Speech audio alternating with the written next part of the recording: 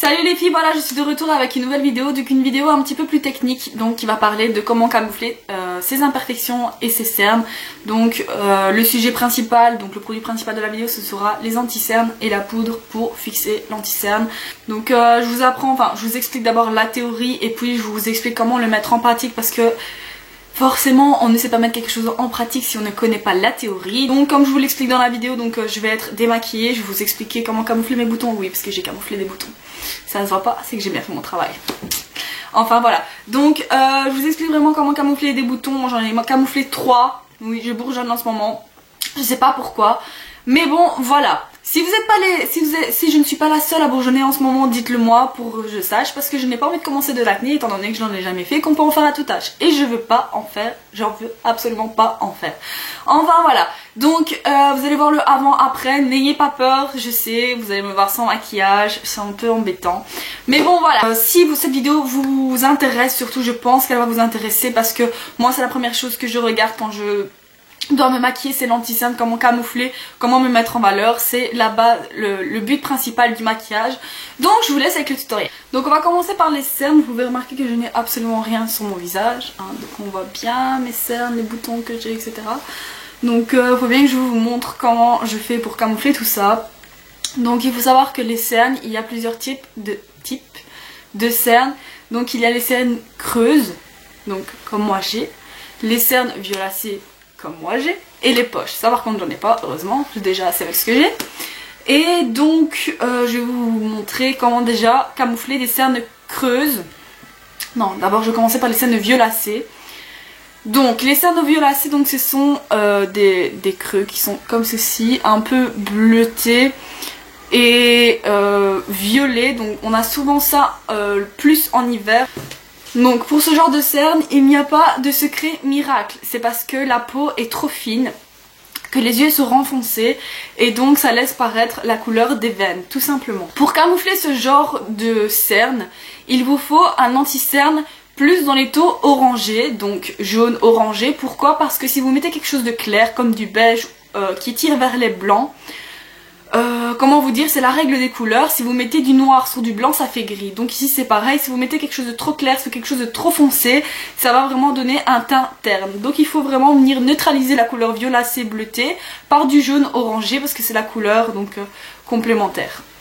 Donc pour ceci, moi pour venir donc camoufler la cerne bleutée que j'ai, j'utilise un anti-cerne compact, donc de chez MAC, parce que pour moi c'est ce qui camoufle le mieux. Donc pour des cernes violacées, je conseille des anti-cernes compacts. C'est plus facile d'application et vous aurez une meilleure couvrance au niveau du cerne. Oui, parce qu'on dit le cerne et pas la cerne. Donc voilà, moi je vais tout faire au doigt, je vais pas utiliser de pinceau parce qu'il ne faut pas 50 millions de pinceaux différents pour pouvoir camoufler une cerne ou un bouton. Donc tout simplement je viens chercher la matière avec mon doigt et je l'applique donc en dessous. Donc n'hésitez pas si vous avez les yeux renfoncés, donc il faut vraiment remonter l'anti-cerne jusqu'ici. Généralement si vous avez des cernes violacées, vous avez vraiment les yeux un peu plus foncés, donc faites très attention pour choisir la teinte. Il faut vraiment quelque chose de plus clair que votre peau, mais pas trop clair non plus, pour les mêmes raisons. Donc si vous voulez pas avoir un teint terne, donc vous pouvez voir la différence entre les deux. Ça camoufle aussi les yeux fatigués, donc comme moi j'ai, parce que je suis malade en ce moment. Donc les yeux fatigués et rouges. Je sais même plus parler d'ailleurs. Voilà, c'est déjà mieux, ça fait déjà un peu plus réveillé. Donc quand vous avez appliqué ceci, si vous avez les cernes violacées et pas creuses, mais généralement ça va ensemble, l'étape est terminée, vous poudrez pour que ça tienne et que ça n'aille pas dans les ridules. Et le tour est joué. Maintenant si vous avez comme moi les cernes creuses, donc vous pouvez voir malgré l'anti-cerne, on voit vraiment le creux que j'ai. On va venir relever ça avec un anti-cerne beaucoup plus clair. Et moi je préfère utiliser un anti-cerne liquide car j'ai déjà utilisé une matière compacte sur le visage. Donc tout simplement je viens appliquer dans le creux de l'œil la matière. Et je viens la fondre avec mon doigt, tout simplement. Mais je reste toujours dans le creux de l'œil, je vais pas plus loin. Donc voilà, vous voyez la différence. Alors maintenant je viens faire pareil de l'autre côté. Donc quand vous avez fait ceci, vous poudrez. Pour être sûr que la matière tienne et n'aille pas dans les petites ridules qu'il y a sur le côté. Donc on poudre assez bien pour être sûr que toute la matière adhère à la peau. Et si vous avez maintenant des poches, il faut éviter justement là, dans ce cas-là, comme les poches sont vraiment en relief sur votre visage, vous voulez quelque chose de plus... Enfin, les rendre un peu plus creusés. Donc dans ce cas-là, on n'utilise pas un anti-cerne trop clair, donc on utilise un anti-cerne dans les tons orangés, jaunes, comme je vous l'ai expliqué tout à l'heure. Donc il faut toujours une poudre plus claire que votre carnation. Moi j'utilise celle de chez Fit Me, elle me convient absolument. Donc comme vous pouvez voir, elle est totalement mate. Donc elle est comme ceci. Et c'est beaucoup plus clair. Donc celle-ci c'est la 220. Donc c'est la teinte que je mets tout le temps au-dessus de mon anti-cerne. D'ailleurs ça peut se voir, hein. Elle est bien finie. Donc voilà. Et n'hésitez pas à y aller, à mettre de la poudre partout là où vous en avez mis. Donc voilà, maintenant que je vous ai expliqué un peu pour les peaux un peu plus mates. Parce que forcément j'ai pas la peau mate métissée. Donc je sais pas vous montrer d'exemple sur moi. Mais j'ai une palette ici qui convient très bien donc à ce genre de choses. Donc pour les peaux un peu plus mates, donc genre méditerranéenne, on utilisera plus un anti-cerne de cette couleur là. Pour les peaux noires, enfin pas noir mais vraiment métissées, on utilisera un anti-cerne plutôt de cette couleur là. Donc je sais pas si les couleurs ressortent très bien. Maintenant les boutons. Donc je suis rentrée dans une période, je sais même pas comment ça se fait, j'attrape des boutons. J'ai vraiment pas l'habitude d'avoir ce genre de choses. On va dire d'ailleurs à chaque fois dans les commentaires on me dit oh Laura ta peau, et bien voilà je suis comme tout le monde, je suis un être humain et j'attrape des boutons comme vous, comme tout le monde. Donc j'en ai attrapé un là, donc mon troisième œil, hein. Je vois beaucoup mieux maintenant. Rien à voir, ce que je sens à toutes mes copines. J'en ai attrapé un en dessous du nez, ici, et j'en avais un pas longtemps ici. Donc je voulais vous montrer comment camoufler un bouton, mais généralement j'en attrapais jamais. Donc c'est le moment idéal pour vous expliquer comment camoufler un bouton. J'avais déjà dit en théorie dans une de mes vidéos, c'était laquelle? C'était un top et flop, je pense, du mois de mars. Avec les anti-cernes, je vous expliquais en gros que on ne mettait pas d'anti-cerne clair comme ça sur des boutons. Absolument pas.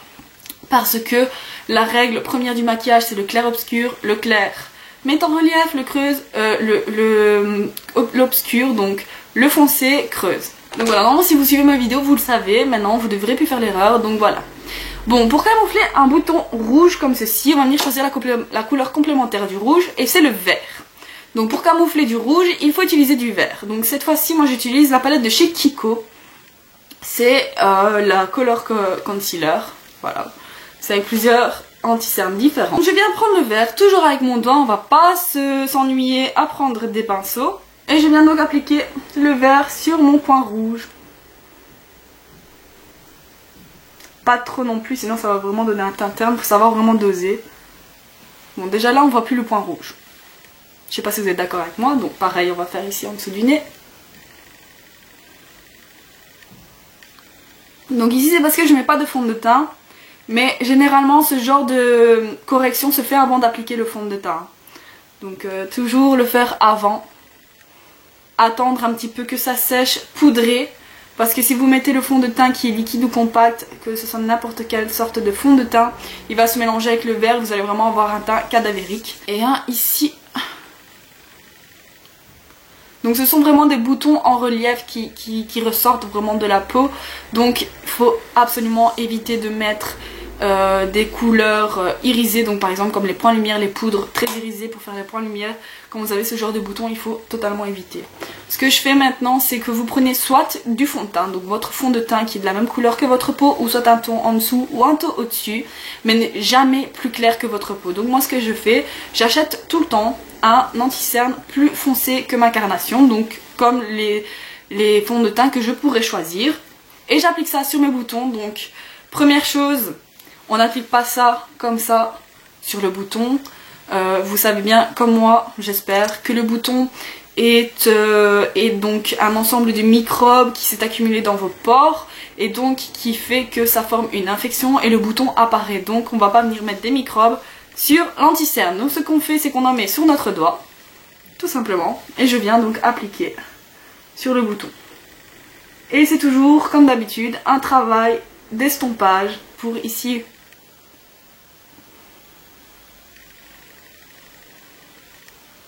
Voilà, c'est déjà mieux, c'est comme s'il n'avait jamais existé. Enfin, on espère. Donc vous allez pouvoir voir le avant, après, des corrections, c'est vraiment un truc de malade. L'anti-cerne, c'est vraiment, je pense, le produit numéro 1 en maquillage. Vraiment, pour moi, c'est vraiment, on peut se passer de blush, de mascara, de fond de teint, mais l'anti-cerne, donc tout ce qui est correcteur, c'est un truc dont on ne peut pas se passer parce que la première chose du maquillage, c'est de transformer la personne et de la mettre en valeur. Donc pour la mettre en valeur, qu'est-ce qu'on fait? On efface les défauts. Donc les imperfections, donc c'est vraiment le produit numéro 1. Si vous voulez vraiment avoir un bon teint, une bonne mine, investissez dans un anti-cerne, c'est le mieux que je peux vous dire. Donc voilà, je vais appliquer un peu de blush, un peu de rouge à lèvres pour avoir l'air plus présentable et puis je fais mon intro. Donc voilà les filles, j'espère que cette vidéo vous aura plu, qu'elle vous aura aidé surtout. Ça faisait longtemps que j'avais fait une vidéo technique comme ça, mais je pense que ça peut vous aider vraiment, puisqu'on arrive en hiver, c'est vraiment les périodes où on bourgeonne. Moi je suis en train de bourgeonner, alors que je n'ai jamais eu ça, mais bon. Voilà, pas le choix, ils sont là, on va s'en occuper. Donc voilà, Exomedine, c'est ma meilleure amie, il faut que j'aille en racheter parce que je n'en ai plus. Donc voilà. Pour ceux qui ne savent pas de quoi je parle avec les Exomedine, c'est pour faire disparaître un bouton 24 heures. Je vous mets la vidéo en dessous enfin dans la barre d'infos en dessous de la vidéo bien sûr. Et je vous dis à très bientôt pour de prochaines vidéos. Salut!